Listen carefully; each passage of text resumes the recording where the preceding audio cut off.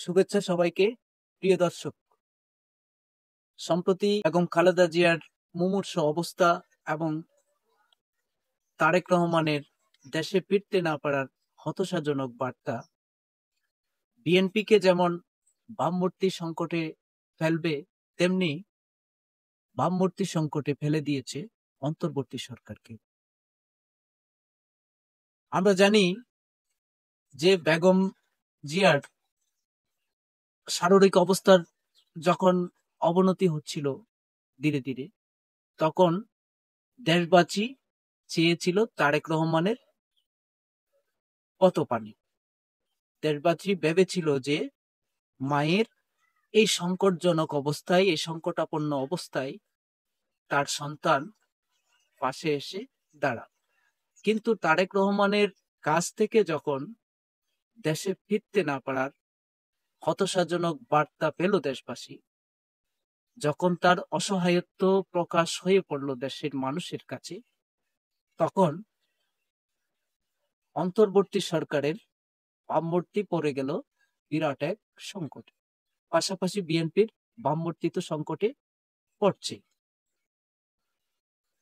কারণ তারেক রহমানের এই দেশে আসতে না পারার পেছনে যত কারণ থাকুক না কেন, কেউ বলছে যে আমেরিকায় ব্ল্যাক লিস্টেড হওয়ার কারণে আসতে পারছেন না, আবার কেউ বলছেন প্রতিবেশী দেশ ভারত চাচ্ছে না বলে আসতে পারছেন না, আবার কেউ বলছেন যে ব্রিটেনের অভিবাসী জনিত আইন কানুনের কারণে আসতে পারছেন না।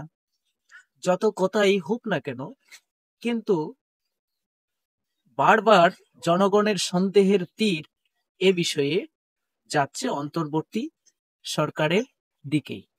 জনগণ ভাবছে যে আওয়ামী লীগের আমলে তারেক রহমান ফিরতে পারেনি, কারণ আওয়ামী লীগ তার ফিরে আসার উপর অনেক সমস্যা তৈরি করে রেখেছিল। মানলাম আওয়ামী লীগ অনেক সমস্যা তৈরি করে রেখেছিল, কিন্তু এখন তো তার বিরুদ্ধে কোনো মামলা নাই, তার বিরুদ্ধে কোনো অভিযোগ নাই। সরকার তড়িঘড়ি করে সরকারের পক্ষ থেকে আমাদের শফিকুল আলম সাহেব বলেও দিয়েছেন যে কোনো বাধা বিপত্তি নাই। আমাদের পররাষ্ট্র উপদেষ্টাও বলছেন, আমাদের আইন উপদেষ্টাও বলছেন যে তার দেশে আসার ব্যাপারে বা তার দেশে ফেরার প্রতি কোনো বিধিনিষেধ নাই, কোনো সমস্যা নাই। যে কেন তিনি আসতে পারছেন? জনগণ মনে করছে অবশ্যই এই অন্তর্বর্তী সরকারের আড়ালে দেশে একটা ডিপ স্টেট গড়ে উঠেছে, যারা চাচ্ছে না তারেক রহমান দেশে ফিরে আসুক, তারেক রহমান মায়ের মৃত্যুশয্যার পাশে এসে দাঁড়াক। এই জন্য বারবার জনগণের সন্দেহের তীর যাচ্ছে অন্তর্বর্তী সরকারের দিকে। এই যে অন্তর্বর্তী সরকার দ্রুত বেগম খালেদা জিয়াকে দেশের ভিআইপি হিসেবে ঘোষণা করলো, পাশাপাশি তার নিরাপত্তায় এসএসএফ নিয়োগ করা হলো। এইসব কর্মকাণ্ড তারা করছে কারণ তারা বুঝতে পারছে যে তারা একটা ভাবমূর্তি সংকটে পড়ে গেছে। কারণ তারা যদিও এই সব ব্যবস্থা নিয়েছে, কিন্তু তবু তাদের ভাবমূর্তি সংকট মুক্ত নয়। কিভাবে নয়? কারণ তারা যতই করুক না কেন, খালেদা জিয়ার অবনতি যতই খারাপ হচ্ছে, তার মৃত্যুর কথা যতই সামনে আসছে, ততই তারেক রহমানের দেশে ফিরতে না পারার ব্যাপারটা সামনে আসছে। এখানে একজন মানুষের মৃত্যু শয্যার পাশে তার সন্তান এসে, তার একমাত্র জীবিত সন্তান এসে পাশে দাঁড়াবে, এমন দৃশ্য, এমন পরিস্থিতি নিঃসন্দেহে জনগণের আবেগ অনুভূতিতে নাড়া দিচ্ছে এবং ভবিষ্যতে আরো প্রখর ভাবে নাড়া দিবে। এইভাবে যখন মানুষের অনুভূতি নাড়া দিচ্ছে, তখন বারবার অন্তর্বর্তী সরকারের ভাবমূর্তি এখানে আঘাতপ্রাপ্ত হবে। এই যে সব দিকেই অন্তর্বর্তী সরকার যতই ব্যবস্থা নিক না কেন, অন্তর্বর্তী সরকারের ভাবমূর্তি এতে এমন ভাবে ক্ষুণ্ণ হতে শুরু করেছে যে আর রক্ষার কোনো উপায় নেই। এরপর বিএনপির তো ভাবমূর্তি একেবারেই বলতে গেলে সংকটে পড়ে গেছে, বিরাট সংকটে পড়ে গেছে। কারণ 2024 সনের 5ই আগস্টে আওয়ামী সরকারের পতনের পরে অন্তর্বর্তী সরকার গঠন করার পর থেকে যখন নির্বাচনের কথা হচ্ছিল, তখন থেকে সারা দেশের মানুষ মনে করত যে আগামী নির্বাচনে বিএনপি বিজয়ী হবে, বিএনপি সংখ্যাগরিষ্ঠতা নিয়ে জাতীয় সংসদে যাবে। কিন্তু ধীরে ধীরে বিএনপির তৃণমূলের বিভিন্ন কর্মকাণ্ড এবং বাংলাদেশে মৌলবাদীদের বা মৌলবাদী শক্তির অথবা উগ্রবাদী শক্তির উত্থান এবং বাংলাদেশকে কেন্দ্র করে পরাশক্তিগুলোর যে তৎপরতা, সব মিলিয়ে কেমন জানি ধীরে ধীরে জনগণের এই বিশ্বাসে চির ধরতেছে।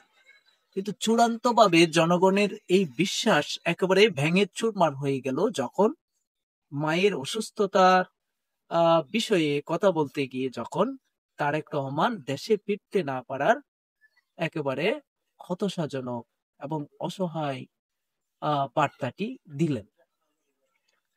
এই তারেক রহমানের এই দেশে ফিরতে না পারা, এটা শুধু তারেক রহমানের ব্যর্থতা হিসেবে দেখছে না জনগণ, এটাকে বিএনপির ব্যর্থতা হিসেবে দেখছে জনগণ। জনগণ এখন ভাবছে যে তারেক রহমান যদি একটা দলের প্রধান হয়ে, ভারপ্রাপ্ত প্রধান মানে তিনিই প্রধান, তো একটা দলের প্রধান হয়ে তার ফিরে আসাটা যদি তিনি এককভাবে সিদ্ধান্ত নিতে না পারেন, মানে রাজনৈতিক বাস্তবতা জনিত কোনো সংকট থাকে, তাহলে এটা তো বিএনপির জন্য সংকট। ফলে তার দেশে ফেরা যদি অন্য কারো সিদ্ধান্তের উপরে নির্ভর করে, তাইলে বিএনপির ক্ষমতায় আসাটাও তো অন্য কারো সিদ্ধান্তের উপরে নির্ভর করে। তাইলে এখন এটাই ভাবছে জনগণ। তাহলে জনগণ যখন জনগণের মাথায় যখন এটা আসছে, তখন আর জনগণ কিভাবে মনে করবে যে বিএনপি আগামী নির্বাচনে জিতবে, ক্ষমতায় যাবে? এইভাবেই দিন দিন বিএনপির সংকট, বিএনপির ভাবমূর্তি সংকট আরো গভীরে পড়ে যাচ্ছে। যতই বেগম খালেদা জিয়ার অবস্থা খারাপের দিকে যাচ্ছে, ততই এটাই মানুষের সামনে আসবে, বিএনপির ব্যর্থতাই ততই বড় করে দেখা যাবে। হয়তো তারেক রহমান এবং অন্তর্বর্তী সরকার এই ভাবমূর্তি রক্ষা করার জন্য চেষ্টা করবে। বেগম খালেদা জিয়াকে মুমূর্ষু অবস্থায় হলেও ব্রিটেনে নিয়ে গিয়ে একটা মায়ের মৃত্যুশয্যায় সন্তানকে পাশে রেখে অথবা পাশে দেখিয়ে জনগণকে কোন রকম একটা সান্ত্বনা দেওয়ার চেষ্টা করা হবে বিএনপির পক্ষ থেকেও, অন্তর্বর্তী সরকারের পক্ষ থেকেও। কিন্তু এতে আমার মনে হয় কোনো সুরাহা হবে না। জনগণের বিশ্বাস আরো বেশি দিন দিন টলমলে হয়ে উঠবে। কারণ জনগণের কাছে এই ব্যাপারটা কিন্তু অনেক বড় আবেগ অনুভূতির ব্যাপার। মৃত্যুশয্যায় তার একমাত্র জীবিত সন্তান মায়ের মৃত্যুশয্যার পাশে এসে দাঁড়াবে না, বরং তার মাকে নিয়ে যাওয়া হবে বিদেশে, কিন্তু তবু সন্তান তার দেশে আসতে কোনো বাধা বিপত্তি না থাকার পরেও এটা জনগণ যতই এই ভাবনাটা জনগণের মধ্যে প্রকট হবে, ততই বিএনপির ভাবমূর্তি, অন্তর্বর্তী সরকারের ভাবমূর্তি ততই সংকটাপন্ন হবে। আজকের মতো এটুকুই। সবাই ভালো থাকুন, সুস্থ থাকুন। ধন্যবাদ।